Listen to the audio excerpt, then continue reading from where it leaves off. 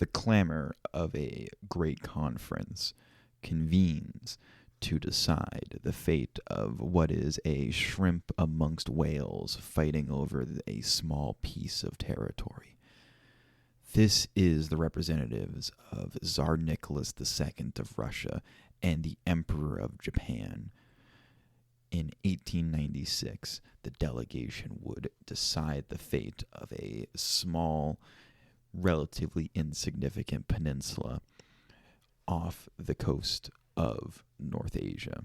This is the history of Korea and the confluence that would create the Great Korean War of 1950 to 1953, which would split Korea from this moment in 1896 all the way to the modern day. Hello and welcome back to the Kleiocast. This will be episode 11 over kind of the Korean War, but more so just the history of Korea from 1890 to about 1954, 1955. This is obviously going to be a pretty broad topic, so this will probably be a multi-part series. And I'm Marcy. And I'm Matt. And I think we're going to have to just get right into it today. I want to make a quick statement before we get started. We are by no means experts in Asian history, but we feel like the topic of Asian history or any non-Western history is very neglected when it comes to actual information about it. So we're going to attempt to do our best to cover this, but this is about 70 years of history of a country that really never had its opportunity to be a full entire country. So there's going to be some stuff we miss and some parts where we may get stuff wrong. We apologize in advance for that, and we do really encourage corrections and whatever thoughts and comments you have on a topic like this. You can go ahead and email us or check us out in our Acast. But we're going to go ahead and get into this very long story. Korea is a very old country. Coming from a place like the United States, it's only been around for about 300 years. Korea and most of that Asian area with China, Japan, are very ancient cultures and lands compared to most of Europe or the rest of the world. They have very long-standing tradition and very long-standing history. A lot of Korean people can relate their family trees back many generations, where here in America we can't. You know, it's just what boat we got off of or whatnot. The issue Korea has in the region it's in is it is surrounded by a lot of very large neighbors, such as China or, say, the Mongolian Empire in the 1200s, or later in our story, Japan. It's a relatively small country for the area it's in, but yet it's managed to exist all these years. Granted, it's been taken over a few times, including in our story, but it still exists. And a lot of that is because of its individual identity that's managed to persist even through occupation. And this brings us to in 1890, where the large Russian Empire, which has expanded eastwards throughout the past 200 to 300 years, is on the Pacific, and they make a treaty with the Japanese in 1896 to effectively agree to split the peninsula of Korea between them, the northern half along the 38th parallel and up going to the Russians, and the southern half going to the Japanese. This was designed to limit tensions between the two. If they had a broad line that they could agree upon that would be the area where it was split, then it would hopefully lead to less disagreements. You know, they both agreed. And so the Japanese got Seoul, the capital of the kingdom, because at this time they still have a king, a ruler, Korea does, and a lot of the farmland that goes in the south, while the Russians got the north, which was very mountainous and not as much as in the future, but more kind of industrialized, because the area does not lend itself as well to agricultural production as the south does. So Korea is more of a pawn in a great imperial game between both Western powers like Russia and new rising Eastern powers like the Empire of Japan. So these powers, particularly Russia and Japan, would go to war in the Russo-Japanese War, which would see some of the what would be devastating 20th century warfare, where we saw, the age of cavalry begin to die, but This is where, Tsar Nicholas II was encouraged to be the savior of the Western world and defeat the Asian menace by his cousin, Kaiser Wilhelm II. You might recognize those names, you might not, but this is the time where these Western European monarchs were basically collaborating against China to gobble it up, and there's a new imperial power also gobbling up land in China, and that is Japan.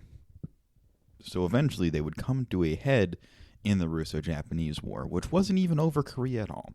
It was over a port called Port Arthur.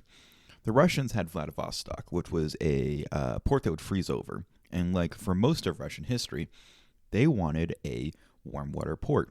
And one in the burgeoning new imperial battleground of China, in which the failing state there and the new warlords popping up could establish, a good European presence and basically box out the original Chinese rulers and create basically money-making centers. Port Arthur was an essential area to establish both a massive trade center, but also put a warm water fleet for the Pacific area, which is something that the Russians were in desperate need of. The issue is that is near Manchuria, which will also be called Manchukuo, which would be a province of the Imperial Japanese Empire coming on. So they were running massive rail projects out there and developing a colony just like everyone else who wasn't a Chinese power, taking over lands for their own personal profit. But this is when, these two powers go to war. They are very close to each other, and they also have a border along what is where the Korean border kind of stands today. And war broke out, and battles along the Korean Peninsula and also the Yalu River would be a massive staple of the Russo-Japanese War. For a quick summary, the Russians lost. And this is the beginning of the very slow death throes of the Russian Empire and Tsar Nicholas II. It was embarrassing for a Western power to lose to an Asian power. And this is in the very, very racist ideas of 1904. That's just not allowed. Not allowed at all. So the Japanese now have control of almost the entire peninsula of Korea and part of China, including Port Arthur, which was fought over drastically, and the Japanese have a major win. So when World War I breaks out, there would be the death of an empire and the rising of a new sun out in the east. Even though it was an occupied power for this interlude, the Korean people never really forgot their past cultural achievements and what their families had done. A new wave of academics and thinkers revived Korean nationalism into what it would become. Apologies for the very anglicized name, but Syngman Rhee, who was born on March 26, 1876, was one of the first people, or at least one of the most famous people, to kind of coalesce this idea of Korean nationalism into a movement. You see, they were still being occupied by the Japanese forces at the time when he started to really make his moves, but nevertheless, he converted to Christianity and started a real kind of Korean independence movement, which was not very popular with the Japanese occupiers, so he was forced to flee to the United States. In the United States, he continued his academic pursuits. He went to Harvard, and he met a man who was in charge of Princeton. He was the president of Princeton in 1904, one Woodrow Wilson. The two got along famously. Syngman Rhee would go over to his house. They were friends. He would meet his family. But all the time, all Rhee could think of was his nation and how it was suffering under Japanese occupation. He just wanted Korea to be independent, and he was going to do his darndest to make it so.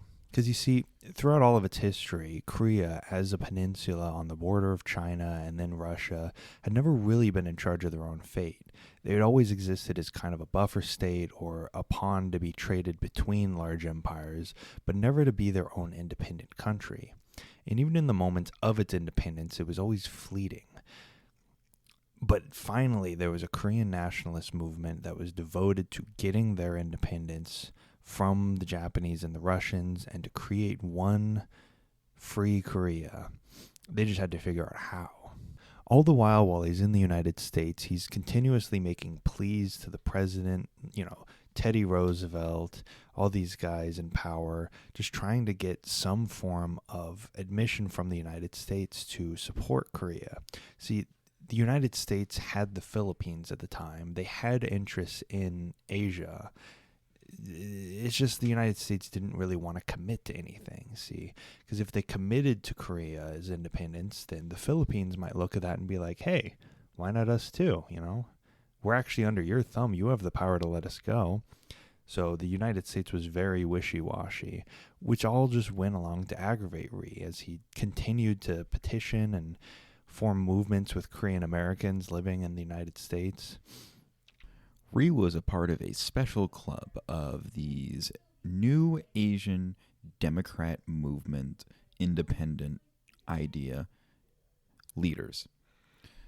Rhee was a part of this large group which featured a future freedom fighter against the French and against the Japanese and against the French again and against the United States, Ho Chi Minh, who is currently studying in France at the time that Rhee is also pleading with the Americans here in the early 1900s.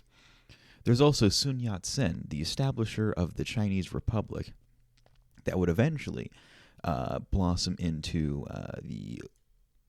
some would say dictatorship, some would say long-term leadership of Chiang Kai-shek in the Chinese Republic, which would eventually be exiled to the island of Taiwan, where there is also by a man who is also getting active in this time named Mao Zedong. Mao Zedong was a communist fighter and a communist idealist, but these ideas of not having a large oppressing monarchy like in the idea of the Chinese empires with the Emperor of China, or being taken over by European powers, which were now thousands of miles away and kept their thumb down on them, like the Americans in the Philippines, or the British and the French, or the Russians, or now growing the Japanese, who also had their own emperor and were far less democratic than these new Asian idealists who were pleading for the freedom of their countries or fighting for the freedom of their countries were. And that is where we are with all of these people, but we're focusing mainly on Rhee and the history of Korea. But let's go back to where we are. It's the early 1900s. So Rhee is in the United States. He's gone to Harvard. He's furthering his education. He's a pretty young man. He's only in his 20s. And he's kind of made friends with a man named Woodrow Wilson, who at that time was president of Princeton. They hung out a lot. They were fairly good friends. Rhee would go over to his house. Rhee was still, though, an expat living in America, and he thought all the time of his country and what he could do for them. He never forgot, and that was his life's mission, was to free Korea. But Teddy Roosevelt, the president at this time, had other ideas. See, the United States was very much a burgeoning colonial power, They had the Philippines, and there was this new Japanese empire that had beaten the Russians, and we didn't have that big of a military in the United States. We knew we couldn't hold the Philippines, so Secretary of War William Howard Taft decided, with the advice and consent of the president, of course, to make a treaty with the Japanese, respecting their territorial ambitions and effectively legalizing their occupation of Korea and Manchuria, in exchange for the Japanese respecting the Philippines as an American protectorate. Because you see, Japan had taken over Korea and Manchuria in this time, because they were a burgeoning imperial power who had gotten free of colonization. They had managed to avoid it by first being isolationists, and then once they had been forcibly reopened to the world by the Americans in the 1800s, they effectively rapidly industrialized and were able to defeat a European nation, which, the racism of the times thought was impossible because, they were fighting mostly tribal peoples who were not on the same level of industrialization as they were, say, the British or the French or the Russians. So it was a pretty big deal for the Japanese to be able to compete with, these European colonizers.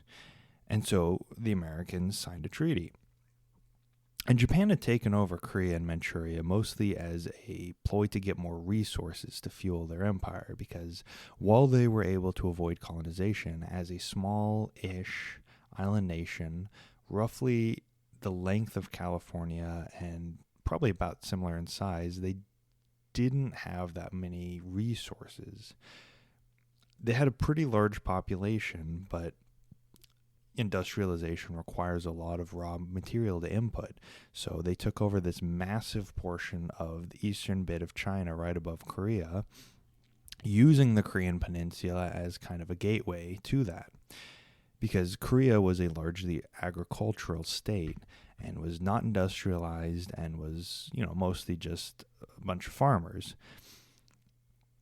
So they didn't really have the resources to stand up to it. So the Japanese were basically getting the exact same deal that the Europeans had gotten, where you go in and invade a weaker neighbor that isn't really able to resist as effectively. And the Japanese thought of Korea as not necessarily a nation, but as just a dagger pointing at the heart of China. If they were ever going to be able to take their gigantic neighbor to the west in China, Korea was what the Japanese Empire thought was the way to do it. You go in through the peninsula, you get a foothold on the mainland, and then from there you can move in, such as Manchuria.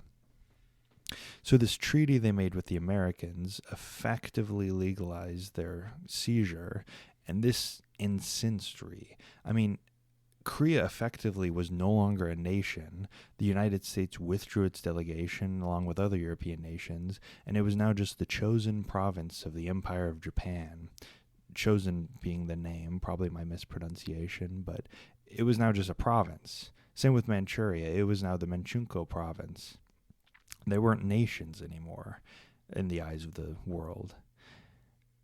So Rhee is running into an issue that is ran into by a lot of people advocating for their independence of their countries, which is, although you're friends with people in power in that country, their interests seem to come first all the time. And he hit the same wall that a man named Ho Chi Minh was also hitting around the same time, trying to advocate for the freedom and release of Vietnam. These are very similar situations, but it's more of a burn. Like, these are your friends, and they would rather not listen to you and sell out your ideas and a potential future ally in order to establish control of another colony, even though the United States has advertised itself as an anti-colonial power, and Woodrow Wilson talked about the determination of nations. This doesn't make sense. This is exactly what your friend was apparently against, and this was exactly what, it's mind-boggling. It is mind-boggling to the person, especially Rhee, of what could happen. But now Korea is under Japanese occupation, and it was brutal. Japan did not treat the Koreans well. They were second-class citizens. And as history would go on, Japanese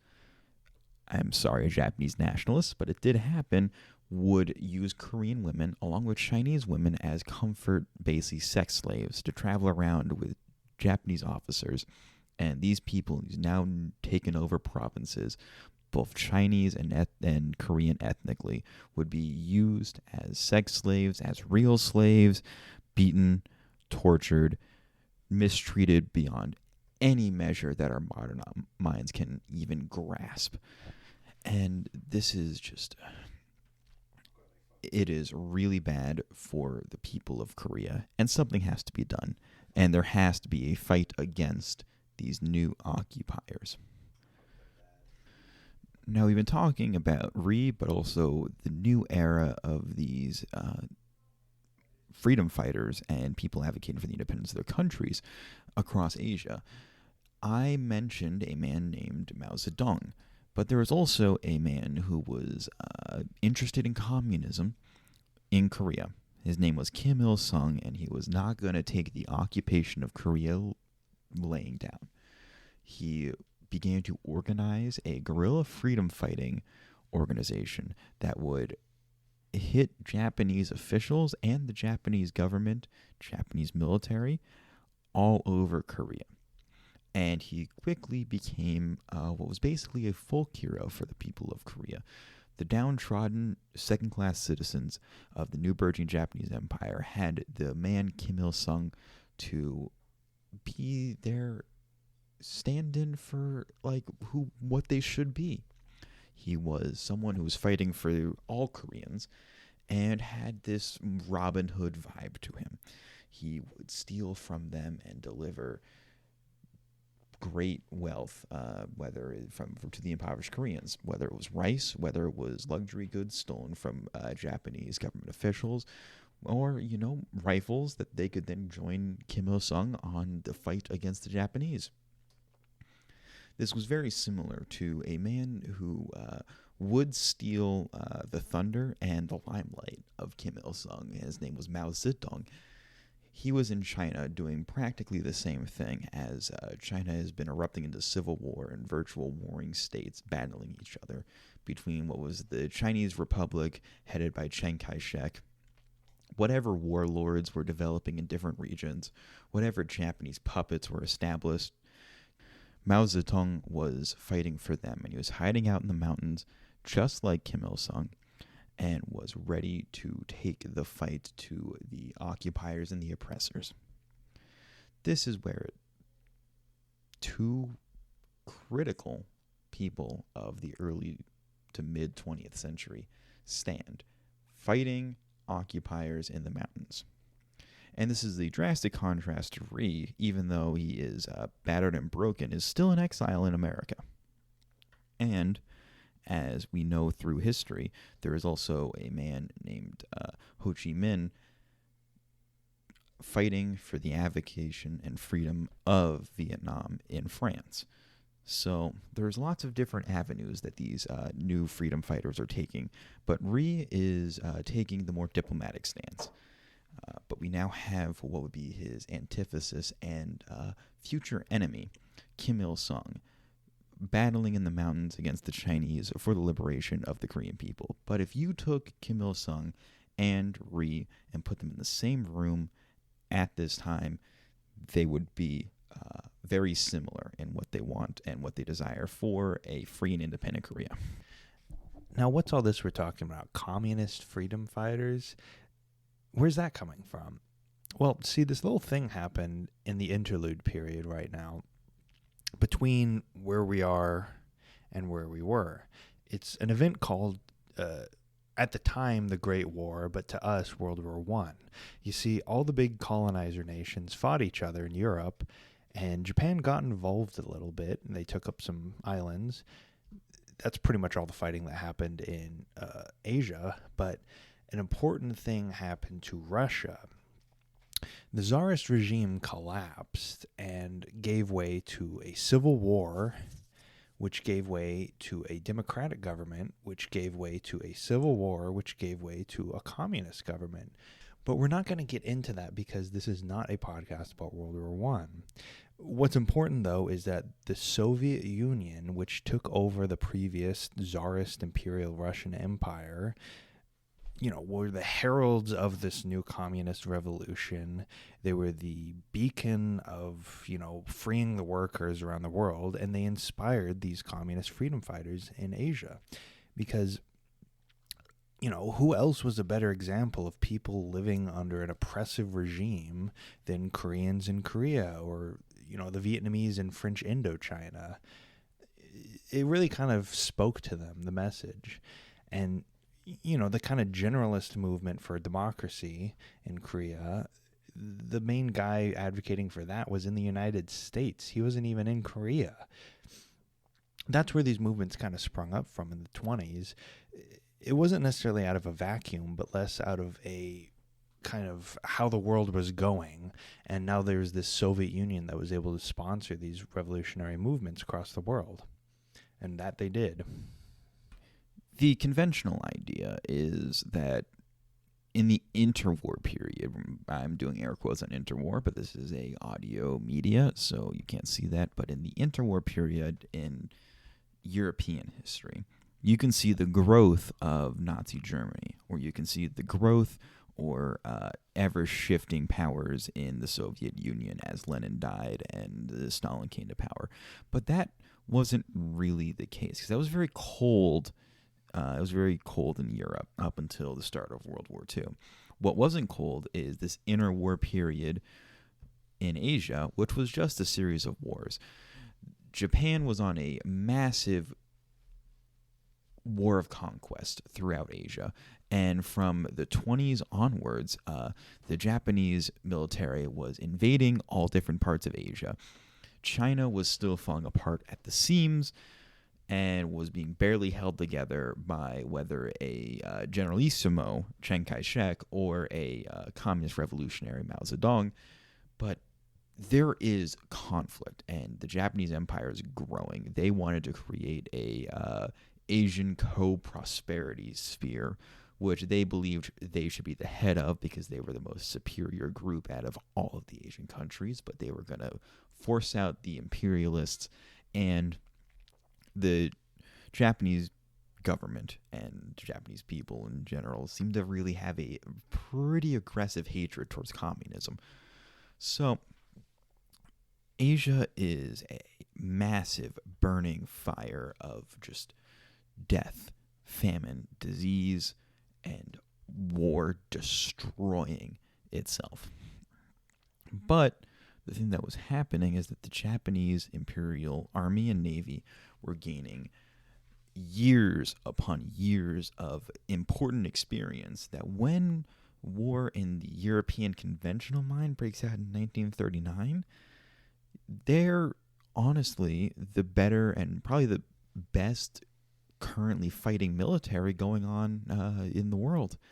They have decades of experience, and they are ready to take on and consume the rest of Asia and can force out the rest of these European and Western powers, whether it's through sparring with border wars against the Soviet Union, who wouldn't actually declare war, would just have sporadic bits of conflict with the Japanese Empire up until Harry Truman encourages them to join the war in 1945.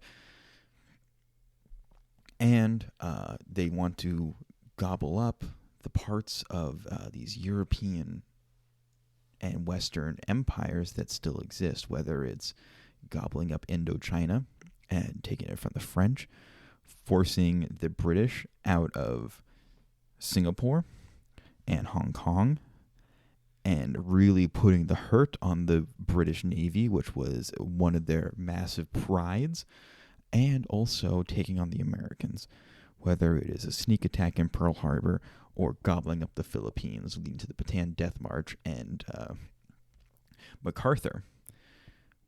Douglas MacArthur, who is an important figure that I'll go into in just a second, proclaiming that he will return to the Philippines. Now let's go ahead and take a quick pivot to Douglas MacArthur, a person who will be very important in later episodes.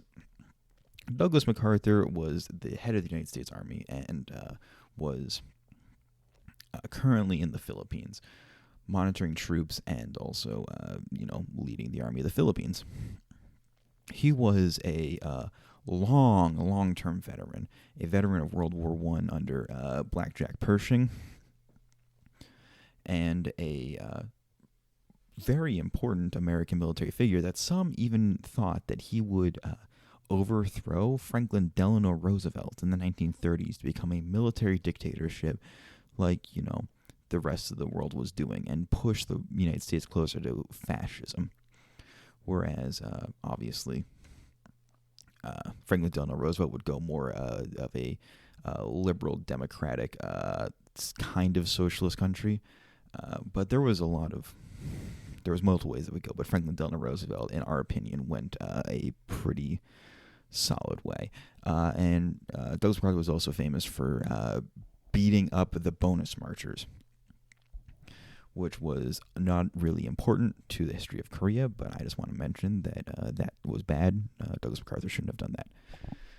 So he is a crucial part of this story later on. I just need to mention him now. Douglas MacArthur. We have a list of players now. We have Chiang Kai-shek. We have Mao Zedong. We have Kim Il-sung. We have Rhee, Sigmund Rhee, even though the pronunciation of his name is debated in English, but we've been just calling him Rhee for standard purposes. We have Douglas MacArthur. And we are entering into the start of World War II. World War II was almost the breaking point for the Koreans. I mean, here they were being pawns of some imperialist empire and then being used as foot soldiers, effectively like pawns on a chessboard, being used as cannon fodder to attack the Chinese. See, the Koreans, as a people, didn't really have any interest in invading China. They didn't really have any interest in furthering Japanese imperial, ambition. But it wasn't really up to them because, once again, they were, just a client state. They didn't have the autonomy that they had always wanted. Both Rhee and Kim were unable to affect anything at this point, as Japan continued to invade China and continued to make headway and the casualties continued to mount. A lot of the Japanese imperial military was formed from Korean conscripts. In fact, a lot of the Korean guys who died were just, kids not really having any choice in the matter. In fact, they couldn't even vote or choose or do anything from their government because the Japanese, it was a client state, and they also had some weird supremacist vibe going on where they effectively, anybody who was not a full-blood Japanese person was seen as lesser than, right? It was this kind of ethos they had built up in their quest to industrialize, and I'm trying to kind of skirt around the kind of racist connotations you get from generalizing people like this, but their actions kind of speak louder than any words and descriptions, and the actions of the Japanese military in their invasion of China kind of prove better than I could ever in terms of description. Just the murder of civilians, the wanton aggression towards kids and women and non-combatants. Even if they weren't necessarily supremacists, they certainly acted like they were. And Korea wasn't exactly getting away unharmed here either. As I said, they were getting conscripted. Their boys were getting sent to be killed. I mean, this invasion of China, Japan had a population of around 70 million people in this time period. Korea had a population of probably around 5 to 10 million. China had a population of over 200 million people. I mean, try to think, if you conscripted every single Japanese citizen into the military and tried to occupy, you'd still be outnumbered by the Chinese people almost 2-1. It's ridiculous to even think of this as feasible. It was pretty much always doomed to fail, but the Japanese war machine wouldn't take no for an answer. They continued their invasion, and things just kept getting worse and worse and more brutal and more brutal.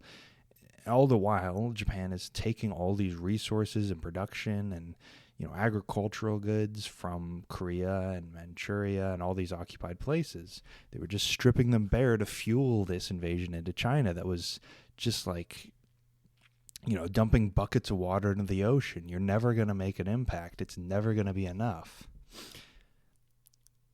Eventually, American efforts in the Pacific and British, I'll include them and the French too, managed to break the Imperial Japanese Navy. There were slow island hopping campaigns to take over what the Japanese had managed to seize around December 7th of 1941 in their initial attacks. The Philippines were retaken, Okinawa, Iwo Jima were invaded, the islands of Guadalcanal. There was fighting in Borneo. This was all over the period of about 4 to 5 years, but eventually the Americans were able to launch B-29 superfortresses from China and then indeed from Okinawa to bomb the Japanese mainland. This was to be a prelude for invasion. It was a firebombing campaign designed to basically neutralize Japanese resistance so they could invade the islands proper, because that was how it was going to be in American eyes. But eventually they were able to deploy nuclear weapons on Hiroshima and Nagasaki. And then that, paired with the Russian invasion of Manchuria into Korea, effectively ended the Second World War as the emperor forced a peace treaty between the American and Japanese forces. Now, that Russian invasion into Manchuria and Korea is key, because that panicked the Americans. Russia had taken over Eastern Europe, and they effectively were going to be able to hold that. That was gone. But so far, the Soviets had been at peace with Japan. So America was kind of seeing Japan and, the East Asian area as kind of a bulwark against communism, because they were no friends to communists. But with the Russian invasion, they began to panic. They realized, the Americans did, oh shoot, we might have a split Japan just the same way. So that's why they kind of brought the Russians to the negotiating table and surprisingly managed to make them agree to that same 38th parallel line that was used back in 1896 between the Russian Empire and Japanese. So the Russian forces passed the line, pulled back, and that's where the boundary marker was set in 1945 of the peace deal. See, they had the Yalta Conference between FDR, Churchill, and Roosevelt to split Europe, but they'd never had a similar conference for Asia. America kind of viewed it as their domain, where they were just going to be able to push their will. So with the Soviets suddenly becoming a major player, there had been no prearranged peace treaties or deals that they had agreed to. So this was kind of an ad hoc venture. And America thought it was a good deal at the time because, you had Seoul, the capital of Korea, on the southern bit where the Americans would occupy, but all of the industrialization was in the north, as we mentioned a bit earlier. Because of the mountainous terrain, they weren't really able to be agricultural like the South was. So you had all the industrial might of Korea in the north with the Soviet-occupied zone and all the agricultural goods in the south. So if the Soviets in the north and the Western allies, more of the United States in the south, the establishment of a Korean government overall was agreed upon, but no one really knew how to go about that, because without the unifying factor of being allies in a war, the political differences between the Soviet Union and the United States were growing drastically and quickly. So the Soviet Union decided that the best leadership option for the entire Korea was the freedom fighter Kim Il-sung. Kim Il-sung stayed in Korea, he fought the Japanese, and he helped the Soviets when they were entering into Korea. He was a hardline nationalist who was also, willing to work in this new socialist world and was into the idea of being a communist as well. And he stayed in Korea. He fought. He was there. And he seems like a good leader to bring Korea into a bright, independent future. The Soviets really had no major interest in maintaining a puppet government in Korea because Kim Il-sung was politically aligned, and really they had no point to stay and be a military occupation. So most of the equipment that the Soviet Union had was just dumped and given to Kim Il-sung as just a gift, and the Soviet Union left. Now, the South was under a American military occupation under Douglas MacArthur. Douglas MacArthur was basically in control of almost all of the Asian provinces that were under U.S. occupation, and he was focusing a good amount on Korea. But a factor outside of Korea was also growing as Mao Zedong became to be a massive thorn in the side of the people of the Republic of China, and the Republic of China was losing their civil war drastically. And then eventually in 1949, Mao Zedong won the civil war, exiling the Republic of China to the island of Taiwan, and basically established the People's Republic of China and establishing a communist regime there.